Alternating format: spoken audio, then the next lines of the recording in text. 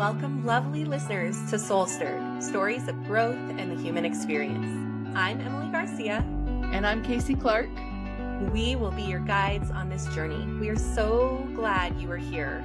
Each week, we'll come together, sometimes with other incredible thinkers, creators, and adventurers, to generously share stories of self-discovery, recovery, triumph, and what it means to live a life on purpose. No matter where you are in your own journey, connection is here for you at Soul Stirred. Settle in, take a deep breath in, and let's inspire each other. Welcome to Soul Stirred.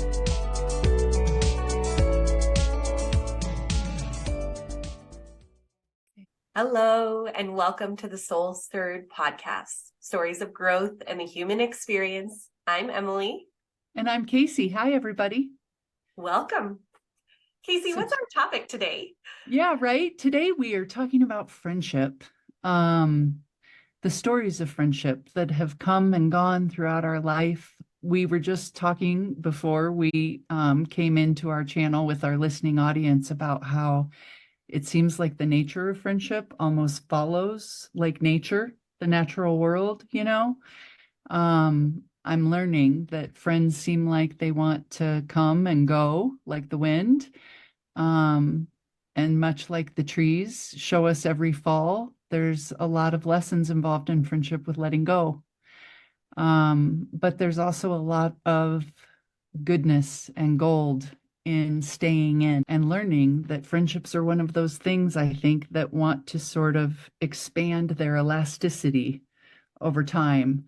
Sometimes it can seem like a person who's really mattered to you that you maybe believed you couldn't live without might leave, and that hurts. And then years pass and they come back for some important reason. And so today we want to share some of those stories with all of you, and we'd love to hear stories from you about what you've experienced with regard to friendship throughout your lives. I think, Emily, you and I are a great example talk about to lead into this topic today, because we first met so many years ago. It's been, I think, almost 20. And when we were first in each other's life and met and found one another in a work setting, when our jobs changed, I think it felt like our friendship ended. But little did we know the universe had so much more in store for us, and that it would bring us back together, some 20 plus years later. And today I can tell you that you matter very much in my life, that you've been like a gift from God, that you've come back into my world and stood by my side while I've built and expanded and grown my business. I'm just so grateful for you. So we're a good example of how things move and how that energy wants to come and go, and how sometimes that can be a painful thing. And sometimes it can be a joyful thing. As you hear me blathering on about what we're talking about today, what stories pop for you, Em? Oh, there's so many stories in my mind about friendships. And I just want to say, it's so often that or I should say, I want to control, like, I don't want someone to leave, and I want to be able to control it. And I want to be able to, in a way, manipulate that friendship. Mm-hmm. And that sounds terrible, like I'm doing something bad, but I want to do all the things that pleases someone so they won't leave me. That's the manipulation. Yeah. And you have come back into my life because there was not a manipulation of the friendship, that we had a beautiful friendship. And as often happens when you work with someone, the job ends and you go to new jobs, and then you don't talk anymore. Yeah. So the things that are coming to my mind today, I have a friend who I met in kindergarten. Mm-hmm. She was a very pretty girl. And I remember the very first day of kindergarten, I walked right in and was like, all right, see you later, Mom. And she came in sobbing. She was so sad to leave her mom. Aww. And so I remember her from my very first day. Throughout the year, we had lots of experiences when I would go, ooh, I don't like her. I'm going to call her Erin today. Okay. And Erin would tell the other kids, Emily hit me. And I would be like, I didn't hit her. Why would she say that? And I was so mad. But it's just part of what little kids do. They want to have a connection with you or get attention from people. And it was a thing that happened. Well, later on in elementary school, we were the first two girls, at least that we knew of, who got our period. Oh boy. And we were connected because of it, because we both were like, oh, what are we doing? And we were so embarrassed about it. We became really close. Throughout middle school, we were close. And when we went to high school, she was gorgeous and boys liked her and other kids wanted to be friends with her. And she kind of got in with like this group of kids who were cool. And I did not fit into the group.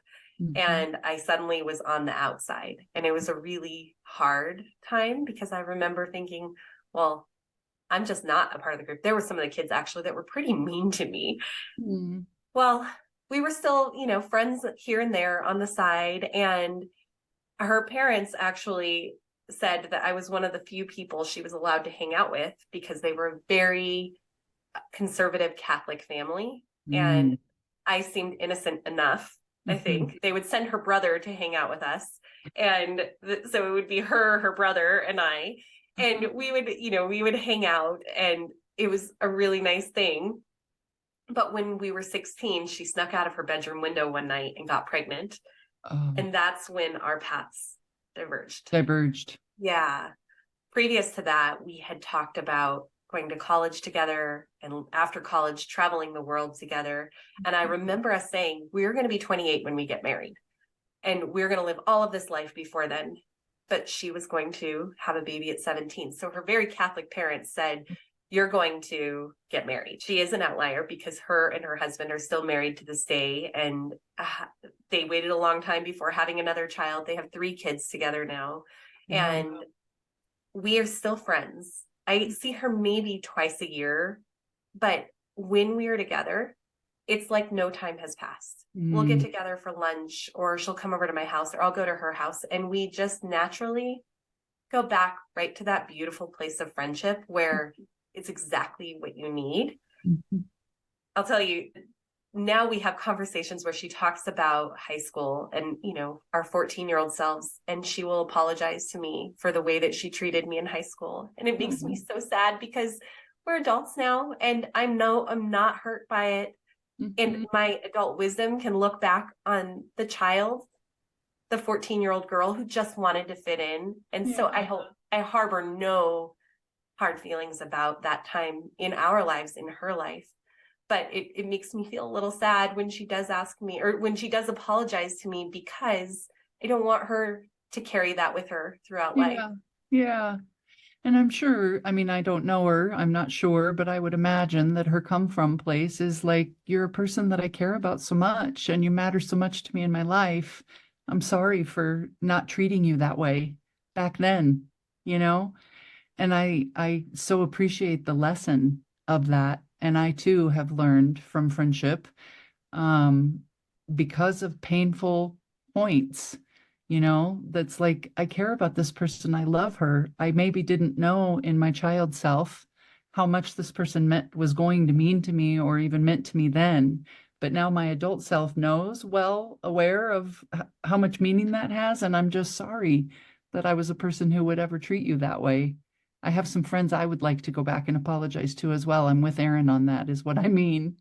Oh, me too. And isn't that the thing that happens? We sometimes are on the end of being the friend who's feeling rejected, and sometimes knowingly, but I would say most often unknowingly, we are the rejecter.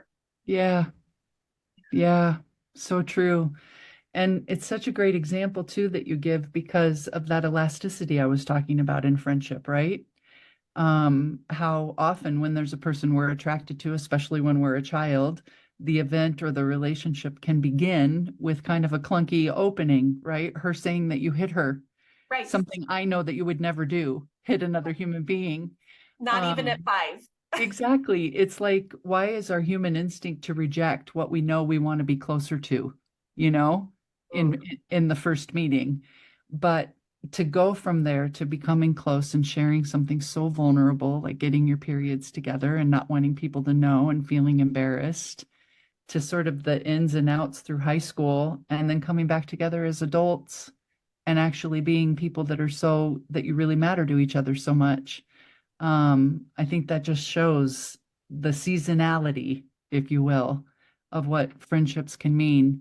But you said the true tell line. This is what I've said to so many people who matter so much to me. It's as if a day has not passed when we can pick up right where we left off with the connection, not with the circumstances of our life necessarily, because of course things change over time and decades, but with the relationship and the connection. It's as if not a moment has passed. We can just dive right back into the epicenter of each other's hearts. Right. What a Yeah, lovely, yeah. it is a beautiful thing. Yeah. Is anything coming to mind for you about a friendship that has its own evolution? Oh, yeah. And there are so many. And I'd love to talk about a handful of them today, but my Aaron, if you will, is about one of my best friends going all the way back to first grade. For today's purposes, let's call her Faith. Faith came into my life. It was somewhere around in our first or second grade year of life. We were 6 or 7 years old, and we were each other's besties. We did everything together. Her parents at the time were going through a divorce, and so I think it was a traumatic time for her, something we didn't know then, but that I know now, looking back on it. The result being she spent a ton of time with me and my family. We had sleepovers every weekend. We got to, stretch the rules, and she even got to sleep over on a school night. She would take trips with our family. We were two peas in a pod. Um, and she was really my person, like she has a different orientation to life and the world than I do. So she's much more introverted, and where I'm, extroverted, obviously. But the way that I would describe us together in friendship based on that is like if I were a big bouquet of balloons, she has her hand around my strings, holding my feet sort of on the ground. And our friendship too was an evolutionary thing. I think partly because we were so tight and so close. When we started developing through our middle school and early high school years, I kind of matriculated into another friendship group. She got a new best friend and then a boyfriend. I remember there was a day, I'm not proud of this story, but there was a day in our 10th grade year where some conflict arose between me and her new best friend, that had me punching the new best friend in the face in the hallways of our high school. And I can't even tell you what the reason why was that I punched the girl in the face, except to say that I think I probably felt threatened because there was another person trying to come into the space that had previously belonged to me next to my friend Faith. Um, anyhow, high school, we sort of diverged because I think of the shift in friendships. And then after high school and college, we came back together in our early 20s. I had a baby, and she was around for that, and developed a close friendship and relationship with my son. And then due to marriage and life, we diverged again. And what's interesting is I'm going to fast forward for the sake of time and space here to today, this now moment. We both find ourselves living alone and single in the world, and we have come back together just like we were when we were 6 years old. We spent our Thanksgiving holiday together this year. She's coming over this Friday night to bake Christmas cookies together. And now, without knowing what the future holds, we're dreaming up maybe being, those two little old ladies together with our canes when we're 90, living next door to each other in houses where we'll always just know that we at least have each other, even if no one else. So, like your story with your friend, I think it's just fascinating to notice how sometimes those people who can mean the most to us have to go off, and so do we, to live life and have the experiences that make us us. And when they're really meant to be in your life, there's always a return. We come back to each other like a boomerang. Right. Yeah, yeah, The wind blows just right, or you yeah, have a feel and you know it will come back. I mean, it's such a cliche term. If it's meant for you, let it go. But yeah, truly is Hmm. a thing that Yeah. people who are meant to be in your life will come back. Yeah. It's cliche and also the truth. Yeah. And I think it's, more our humanness that wants us to be attached, and then that can bring out that what you were referring to, the controller, the manipulator. I think when those parts of one of the things I have learned from friendship is when those parts of my personality want to surface to control or to manipulate, it's because I am too tightly attached to whatever is on the other side. And if I could just loosen my grip a little and allow things to flow like the wind. Um, what's meant for me finds me. Yeah, Yeah, it's true. yeah, it What is. about the times in friendship when you have kept too tight of a grip on Mm, someone or some situation? Is hmm. there anything that you can think of like that? Oh boy. Um, what comes to mind as you say that is really sort of a circle of friends I've had since my adult life. And in my adult life, people who I believed in the midst of those relationships, I absolutely could not live without, that now I am absolutely learning how to live without. Those kind of ride or die type Right. people. I What's coming up for me is remembering being in the presence of these folks. Like, these are the kind of friends where you call each other every day on your way to work, you call each other on your way home every night to talk about how was your day. They're your drinking buddies, your go to football game buddies, your travel buddies, like friends. We did everything together.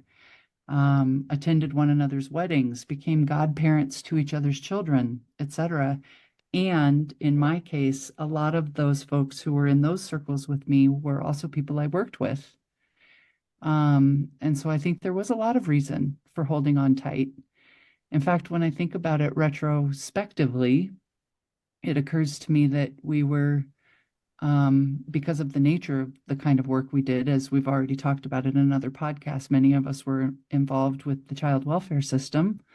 I think we were probably, helping each other to navigate a lot of trauma without recognizing that that's what we were actually up to. Um, Working through and with, being trauma bonded. So it's interesting to think about it in this context because I've some of those friendships have gone away now. The wind has blown those people out of my life, and there's so much more to say about that. And I think that could be a whole nother podcast episode, about what sometimes has things wanting to end or shift or change or die in some way. Those losses come with incredible pain. And at least in my case, left me sitting for a long time with questions like, is it me? What did I do? Or how could I have been different or better in some way? When really I think that's the hurt voice that you just heard speaking. Right. And then the healed voice is what we've already talked about, that friendships are an evolutionary thing that want to come and go and change like the seasons, and that it's really not personal. It's just life and what Right. is. And there's a lesson in all of that, right? That I want to say out loud for myself and others, which is knowing even though sometimes things have to end, it doesn't necessarily change the beauty that was there when the thing was alive, you know? So often a whole story wants to be written just based on the last chapter when there's multiple truths that want to be held all at the same time. Those friendships can have ended, and those friendships were beautiful things while they were alive. I love that. As Yeah. you were talking, I was thinking about a friendship I had that ended, Mm-hmm. and the friendship was linked to a relationship that I was in. Mm-hmm. She was associated with the relationship. And when the relationship ended, I thought, this friendship is going to go on. Yeah. And it couldn't. It Mm-hmm. had to end because the relationship with someone else ended. Mm-hmm. Mm-hmm. And I was so angry and hurt. I truly was heartbroken. I was, I think, more heartbroken about the friendship ending than the relationship Yeah. ending, because I didn't anticipate it. And I thought, this is a person who's going to be in my life forever. Yeah. And it took a long time and a lot of healing for me to see it as a blessing that it ended. Mhm. And as you were saying, a blessing for what it was while it lasted, because it was wonderful and it filled my soul in the way that friendship should. Yeah. I got a lot out of it, and I think I gave a lot to it. And there are times with people in our lives that we have to let go of them and they have to let go of us because it's the right thing to do. Mm-hmm. Mm-hmm. Yeah. It's it makes me think about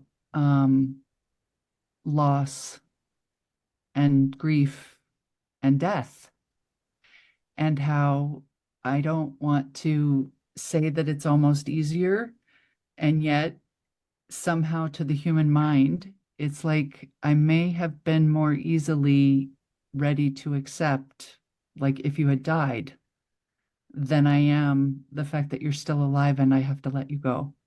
Right? And sometimes the difference is, if someone dies, they didn't choose to leave you. Right. Someone chooses to not be your friend, Mm-hmm. it is such a hurtful experience Mm-hmm. and can be so shame ridden. Like, Mm-hmm. I'm a bad friend, I did something wrong, and now someone has chosen to reject me. Yeah. Being rejected and still alive. That's exactly like where the pain is coming from, right? Talk Right. about your choice to have to do that. Or was it your choice or her choice based on the relationship that it ended? It was a little bit of both. It was initiated by her. Mm-hmm. And Mm. the protector part of me went, mm-mm, Mm-hmm. you're not going to tolerate this, Mm-hmm. Emily, get out of here. Mm-hmm. And I just said, okay, fine, I'm cutting you off, Mm-hmm. which wasn't the healthiest thing to do. Yeah. But it was the part of me that was like, well, you're not going to be hurt. So get out Mm. of this situation. Stop talking to her. Yeah. And we have to thank those parts of us, ourselves too, right? For Right. keeping us safe, even though they may have us behaving in a way that we're not completely proud of. Right. I can be proud when I have let a friendship go, but I'm not proud of every time how I've behaved in the Right. process. Right. That Yeah. the friendship needed to end, and I wish I could have done it in a way that might have been more conscious and whole. Yeah. Yeah. Yeah. Yeah. What would you, how would you do it differently if you had it to do over again? Well, as you know, my life's purpose for the last couple of years has been use your voice. Use your Yeah. voice, Emily, Mm-hmm. and be brave Mm-hmm. and be direct. Mm-hmm. And it is the most kind thing I can do, is to have conversations with people and tell them Yeah. where I'm coming from, because we all tend to assume that people know what's on our mind, Mm-hmm. that they know how we're feeling, that they know what our expectations are. And we're not mind readers. We don't know No. for other people. Mm-hmm. And so if I could go back, I would say to her, this is really hard for both of us. Yeah. And I see that it's coming to an end. And I'm not the person that I've been made out to be by other people in your life. And Yeah. you're still going to be a good person and a good person in my heart. Mm-hmm. And I wish I had had that conversation. It could Yeah. have just been one conversation, but I didn't do that. Yeah. You know, I have said so many times to folks, I wish in our world, in our culture, in America, here in my life, I wish that we knew how to handle endings as beautifully and generously and abundantly as we do beginnings, right? When two people decide that they want to get married, there's often a wedding and a celebration, and everyone shows up to celebrate the love and the connection in the beginning. And then when it comes to endings, I think we pretty much suck. Yeah, There's like no ceremony around it. We struggle even to have conversation around it. And what we can know for sure is that if we're not communicating with each other, we're probably both left making up stories correct. about each other, right? And about what's really happening here. And at least in my case, when the story making machine starts churning, it almost always lands with me as the villain, you Me know? too. Yes. Yeah. Yeah. Why do you think, or what do you want to say about that? Because I think what you just said is so beautiful, and I would love if we could infuse a little bit of that medicine into our community about how we could, what's the opportunity for handling endings in a way that maybe doesn't have to come with so much harm. I have such a good example Oh, involving good. about that. And I think part of the reason that we are so good at beginning celebration is because it's a positive emotion. It's happy, it's joyful, it's hopeful, and endings can be hopeful, but they also can be sad and grief stricken. Mm-hmm. And the example that's coming to mind for me is when my dad died earlier this year. My friend, I'll call her Cora, she was so good at sitting with me in the grief. Mm-hmm. She was so good at letting me tell stories and laugh Mm-hmm. and then sob. And I'm going to cry now just thinking about it. Yeah. She just showed up and she would sit there. And part of what helped in that end time is that there was no expectation about how I was supposed to behave or feel. It was okay to just be how I was and who I was in that moment. She brought food for my family and I. She brought flowers. She would reach out and say, "Is there anything? Do you want me to come over and be with you? Do you want me to bring something?" And she just kept texting and calling. And she kept showing up. Yeah, she kept showing up. Mm-hmm. That is the ceremony that needs to happen for people. Yeah. And through friendship, through gathering, through community, when something ends, that we need people with us just to be there, just to allow us to be. Mm-hmm. Yeah. I'm so glad you have her. Oh, me too. And you feel your feels. This is her impact. This is the impact of that person on your heart. Right. It harkens me back. But I too have a friend who showed up for me during that time. And in a way like yours, that is it. I want to put it up against another friend, not to do a comparison, but just to make this point that I had a best friend, a lifetime friend, who really, my mind was she was my person, that I remember getting very angry at when I was in the fog of grief after my dad's passing. And all I remember is saying to her one night, like, "Where were you? Where were you?" And the response was, "I didn't know what you needed." And I remember feeling, well, I didn't know what I needed either. That's the trouble with when you're the person in grief. You're in grief. You don't know what it is you're feeling or what it is you need, let alone how to ask someone for it. Right. Right. And I had this other very dear friend, and I love this story so much. We'll call her Alex. When my dad passed away, I remember vividly, we had 3 funerals for him, and I can talk about that more on our other podcast, but we were on our way to funeral number 2, which was being held at a church with about 250 guests. And I received a text from this girlfriend, Alex, that said, "I know you're at the church for your dad's funeral, and I just want you to know my husband and I are at your house with a case of beer and sandwiches, and we will be here waiting for you when you're done, no matter how long it takes. Do exactly what you need to do. Don't feel any need to rush home. We just wanted you to know that when you get home, you won't be there alone." Yeah. And same impact. Like, that was everything. Know that I am in pain and suffering and not even aware or conscious of myself and my own suffering, and just show up. Show up and stay. And don't have any expectations of me whatsoever. Just say that you will be there and you will be beside me no matter what. It meant everything to me. I will, like, that person will have a piece of my heart for the rest of the days that I am breathing, for that one day and that one act. Because I didn't know what I needed, let alone how to ask for it. And what I needed from friendship was for someone else to anticipate that the one thing I really needed was to not feel alone. I love that. I also Yeah. have to tell you, I feel personally attacked because I was the friend who, when another friend had a loss, a death in her family, I Mm-hmm. didn't show up in the way that I could have Mm, because I hadn't yet experienced the kind of grief that makes you go, this is what you need when someone's right. grieving. And I didn't show up for her. Mm-hmm. And she was angry with me, and for good reason. Mm. Yeah. For good reason. And I mean, I feel the need now, both for you, myself, and that other friend I was talking about, to bring in the voice of compassion. Because I think grief is one of those really tricky things. Um, there's so much dynamic, like packed into a can called grief, but part of it is pain, you know? Like, I think part of the reason why we don't do endings very well in our culture is because we also don't do pain very well.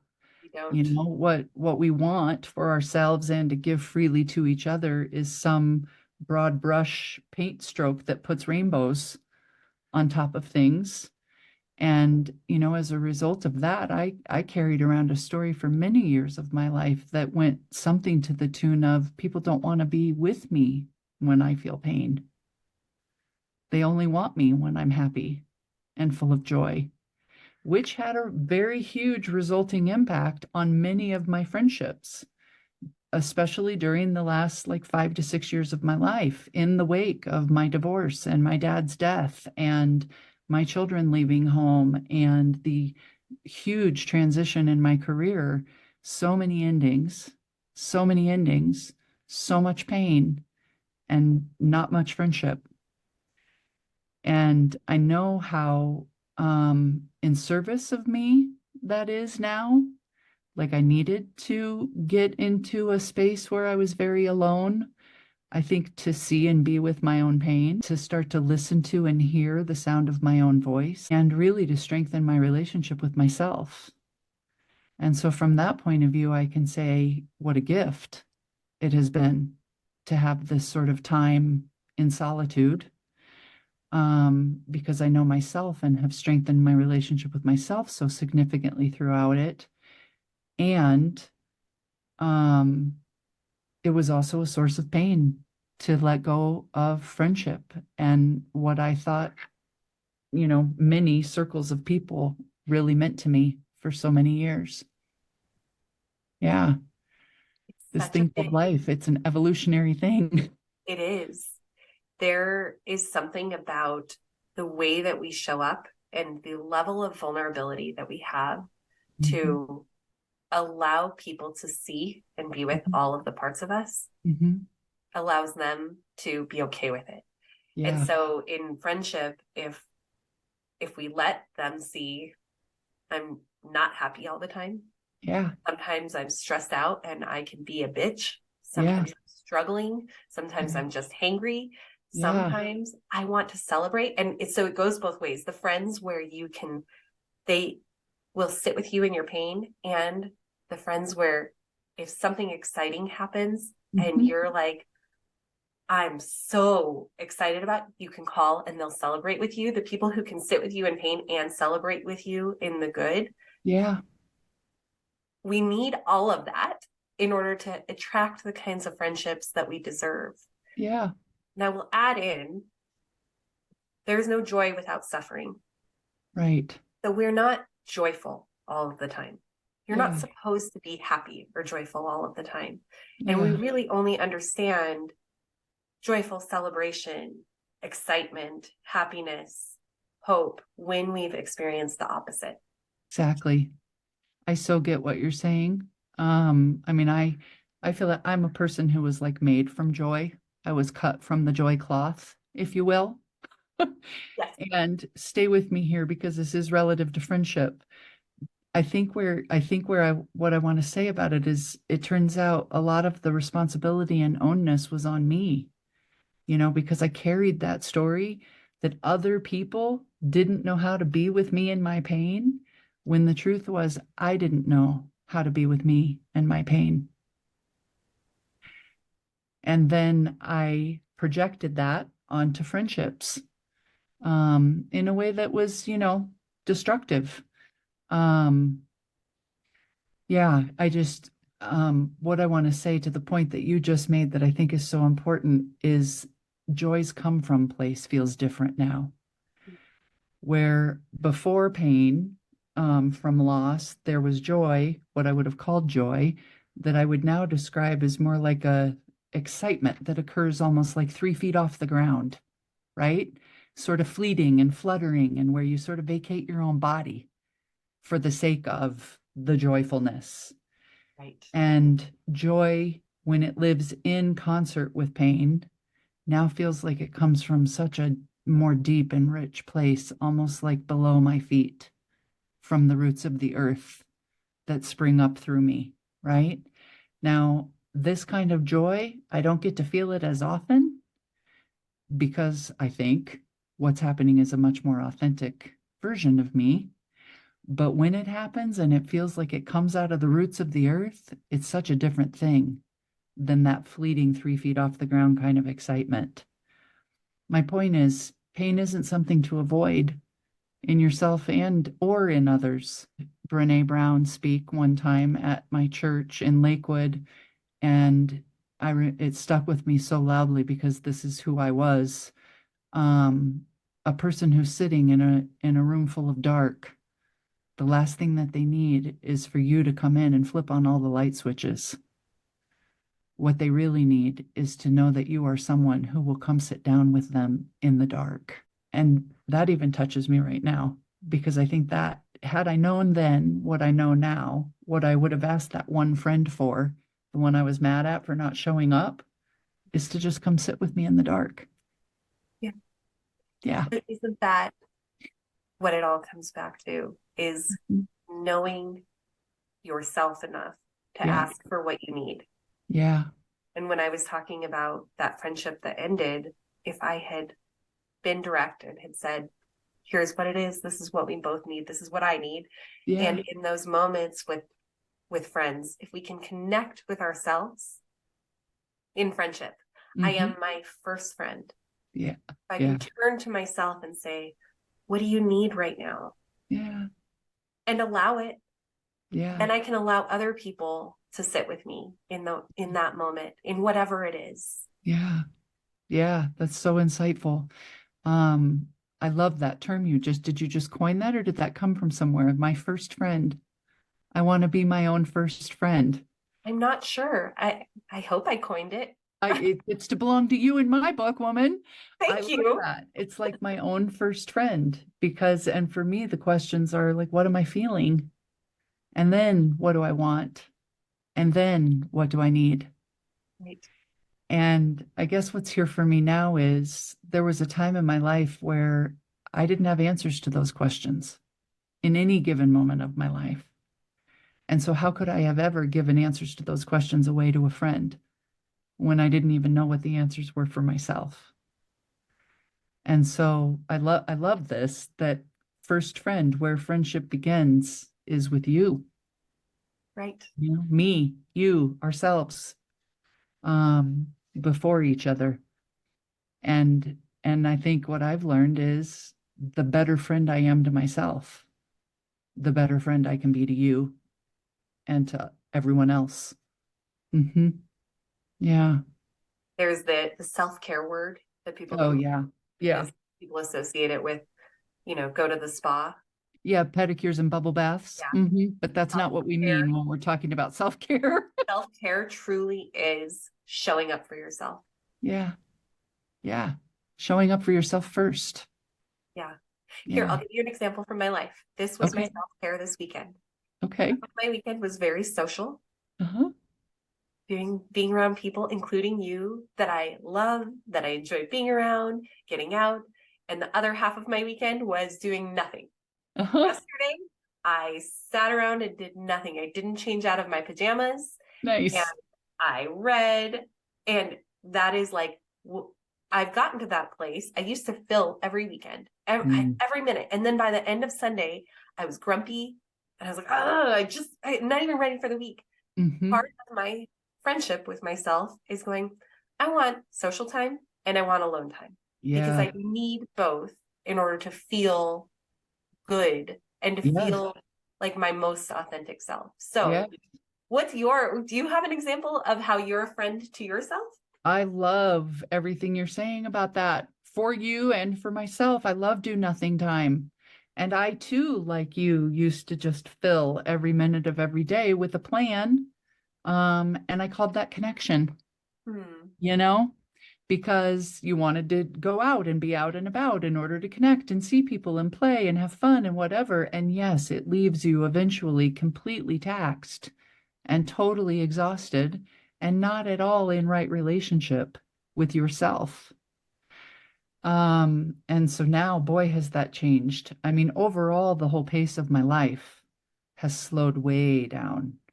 In fact, I so enjoy the days on my calendar when I get to look at my calendar and see no appointments versus full with appointments the way that it used to be. Just for the sake of having a do nothing day, like what you're talking about. For me, those are days to restore when I can wear my pajamas all day and just read a book. Um, those are how I stay in connection with myself. Like it's interesting. I would have never said to you 5 or 10 years ago that I needed to plan a whole day just to like listen to the sounds of the voices inside my own head. But I absolutely need at least a day every week just to be with the voices inside my own head, right? And Right. be choiceful about which ones I want to listen to and which ones I want to let guide my life and my decisions and the choices that I make in the coming week. Um, yeah, and to me, that is what we mean when we say self-care. Is like I am in right relationship with this being physically, mentally, spiritually, and even socially. You know, my quiet and my talking are in leveraged balance so Mm-hmm. that I know before I go out for human consumption that I am ready to receive love and to give it back in a way that no person has to be harmed, including me. Yes, Yeah. because the world is a mirror of Yeah. ourselves. So you are taking care of your number one friend so that Yeah. you can go out and be a friend. Yeah, exactly. Well, and the world is a mirror and we attract at the level that we're at, right? And so the absence of that kind of centered and grounded space that you and I are both describing right now, I think had me seeking out things from friendship, putting expectations on my friendships that maybe were not fair or right for the friendship to have to hold all of that. Do you know what I mean? Oh yeah. Yeah. It was like I think I turned to friends to be my everything. My place for play, creativity, release, venting, connection, intimacy, exploration, travel, all of the things I expected to get from friends. And boy, is it Buddha, I think, who says the point of all suffering starts at the point of expectations. Like if you Oh, want to end your suffering, change your expectations. right. It's just another example of that I think friendship, just like any other relationship, is an inside out job. And those relationships can only be as healthy as you are. And no one person can ever be anyone's everything. We have to all learn to get into a practice where we meet those needs for ourselves, so that I think the expectations can stay sound in relationship, and you can get what you came for without putting so much pressure onto the relationship to be everything that you need it to be. Earlier you said the attachment to it and not Yeah, having the attachment that another person has to take care of everything.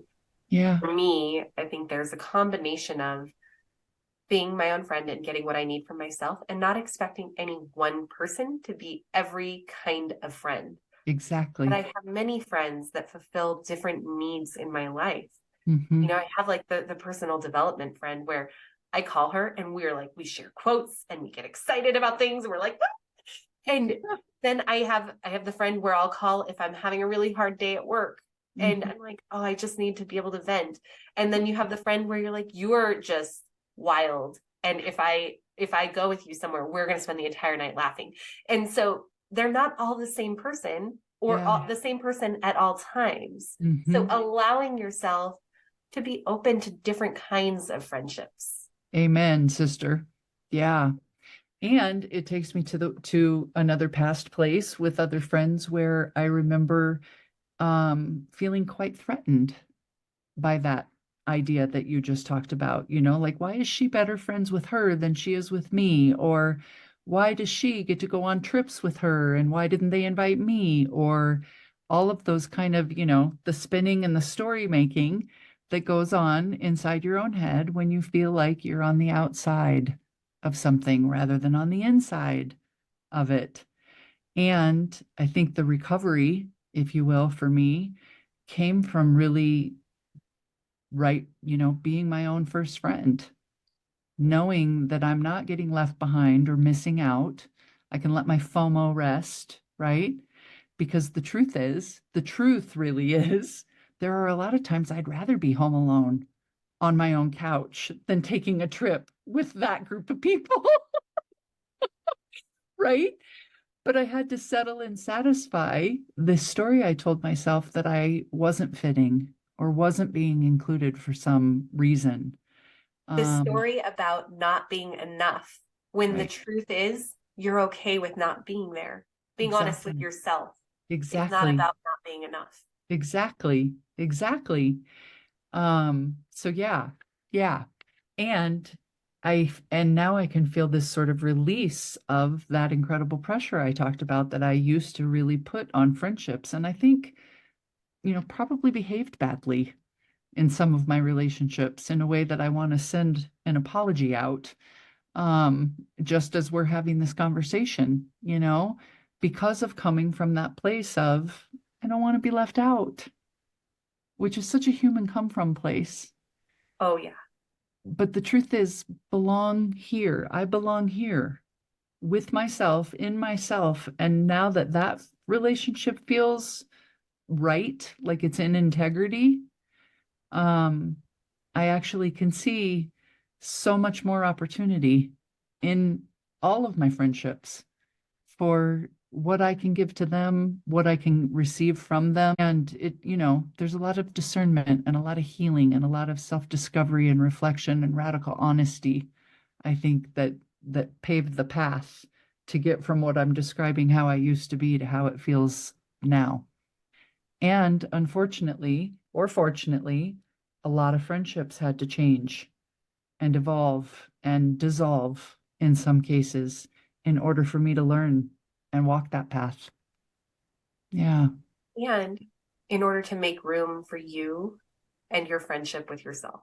Exactly. If all of your time is full of other people and connecting, as you said, there's no time for yours truly. It is just out there. You're out there. And so it gave you the space to be you.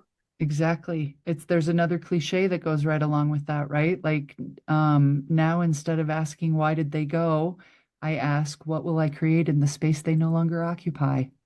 Yes. I think that is a good place for us today. I think there has been a lot of value, and we went to places that I didn't originally think, because friendship is such a rich topic. Yeah. And it's so much more than just another person. It's so much more than just another person. So true. Right. Well, thank you for taking the time to spend your day with us, spend your hour with us, or your half hour. We always appreciate you tuning in.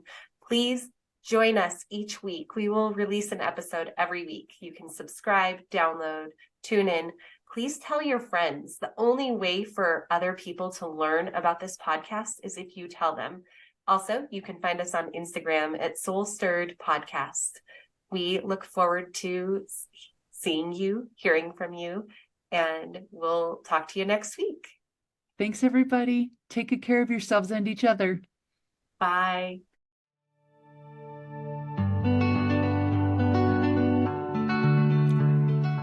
Thanks so much for joining us on this episode of Soul Stirred, Stories of Growth and the Human Experience.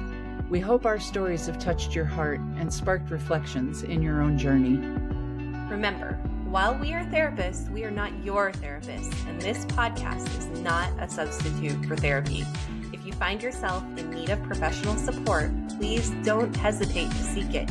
Your well-being is important, and there are professionals out there who are ready to help. We encourage you to carry the spirit of growth and connection with you. Life is a continuous journey, and we're honored to be part of yours. Stay tuned for more captivating stories in the episodes to come. Until then, take care of yourselves and each other.